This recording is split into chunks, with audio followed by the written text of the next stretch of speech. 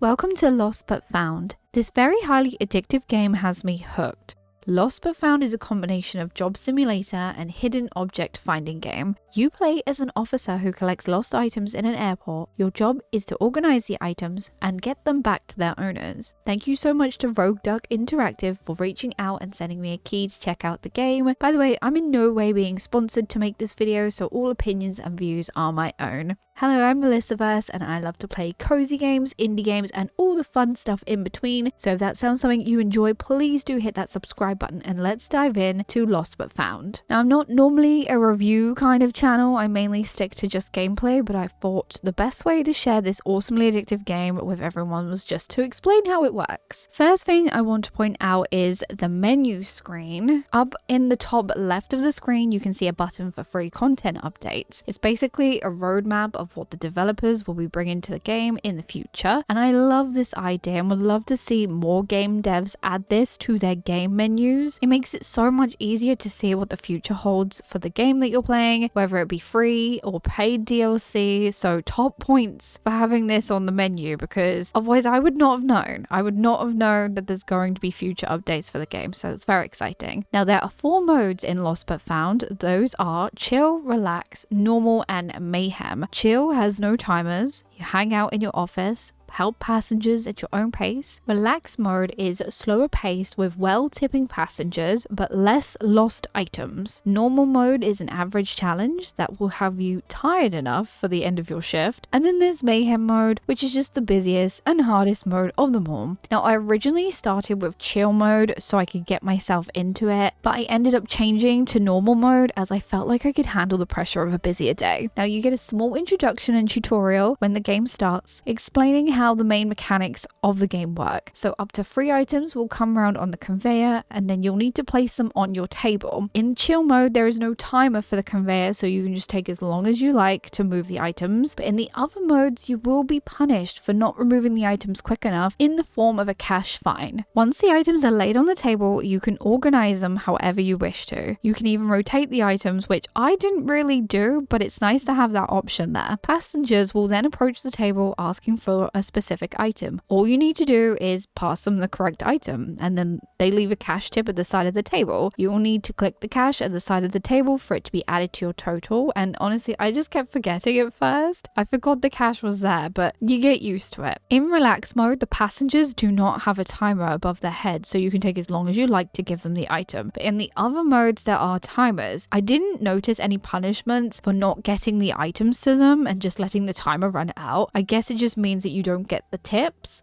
but if you do give them the wrong item, they are not happy with you. If you do not have the item that the passenger is looking for, there is a little button under their timer that says that you don't have it, and then they will leave their phone number with you so that when the item does turn up, you can give them a call on your mobile phone and then they will come and pick it up. Now, not all the items are just to pick them up and give them over. Some of them will have stickers on that you can peel off to keep and collect. I haven't collected them all yet, but I am intrigued to know what happens when I do. I must admit though, I do like that they're all kept in a sticker book and that they're all organized by series. It's honestly very satisfying and it makes me want to collect them all. Some items will turn up dirty. I found this was mainly clothes and plushies. All you need to do is right click the mouse and scrub over the dirty patches, and ta-da, it's nice and clean and you can give it over. I mean, I think you can give it over dirty anyway. I haven't actually tried, so maybe I'll try that. There is files in the game such as like insurance files and top secret files, and I was a bit confused what to do with these at first. I didn't realize that you had to go over the shadowed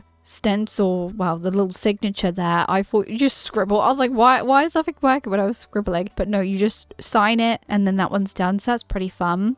There also was a locked briefcase, which I didn't know what to do with at first. I just kept pushing all the buttons and that's all I do still, and it opens. I didn't notice though if you get anything from opening the case. I didn't notice a cash payment or anything like that. It just kind of disappears, so I was a bit confused with that one. Now, there are various characters that also appear along with the passengers, such as a homeless guy who you can give a random item to. If he likes the item, so if it's expensive, he will leave you a fun little note, which is quite nice. There's also a security guard that you always want to make sure that you help them always. They mainly want stuff like the files, the briefcase, etc. You want to help them. I don't know what happens if you don't. There is a guy who runs a black market. he turns up sometimes and you can just give him a bunch of random stuff and he'll leave you some money. I've always got the same amount of money from him. I don't know if that's meant to happen or if that will change. I don't know. It's still kind of fun just giving him all the random stuff. Like, you don't know if someone's going to come up and ask for the item such as a pen and you've given it to the black market.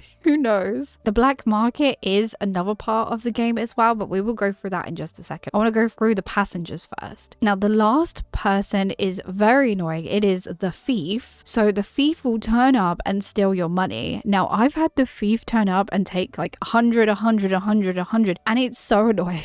So frustrating. I'm like, please don't rob me. But you can take care of this relentless, nasty thief by giving them a quick spray in the face with pepper spray. So leave my cash alone. Now back to the black market guy. There is a box under the table for you to put some of the more valuable items, or any items you want, in fact, in there to keep for yourself. Then after each day, you can visit the black market to sell these items. You'll either get a lot of money, hardly any money, but it's money either way. Now, as well as the black market, there are actually other buildings that you can visit. So the shop, which sells items to increase the daytime customer patience, which usually doesn't matter in chill mode, but it's still there for you to get extra money upgrades, stuff like that in that shop. The security office sells more items that allow you to make the minigame easier, income bonuses, and cash register that helps prevent money to be stolen, so keep that nasty thief away. There's of course the black market for selling items, but it also has some fun little gadgets there that you can buy to help make your experience easier, like the little scanner for the phone number. So if you've told someone you don't have an item and they've left you their phone number, instead of having to type it in the phone, you can just use this scanner and it will just ring them up and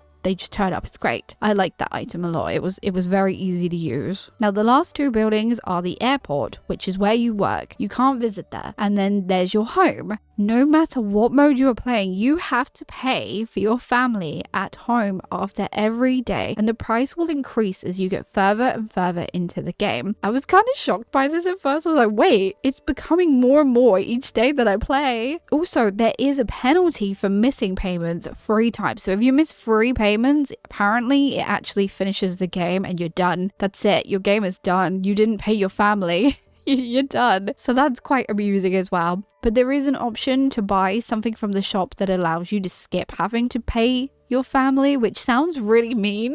It sounds so cruel, but that's what it is. And I did buy that as soon as possible because I was like, I'm done with having to pay my family every day. Now on the map, I did notice that there are 2 buildings with locks above them. And by hovering over them, you can find out that these are for the future DLC, which we'll talk about at the end of the video. And I'm very excited about that. And I can't wait to see what's going to be in these buildings. Now you may be thinking, Melissa, but I can see the bank. What does that do? Well, you need to save up $30,000 for the bank. I did this. I literally powered through and saved up the $30,000 without buying too many upgrades. And I thought, ooh, what's going to happen now? Well, you get a fun little message, and without spoiling it, I'm not going to tell you what it is, but it's the end of the game. So your end game goal is to earn this $30,000 and live a happy rest of your life. That's basically the goal. That's where it finishes. I was quite surprised that happened. I thought, ooh, I wonder if this unlocks more things or anything like that. But it didn't. But that's okay. I feel like it's okay. It's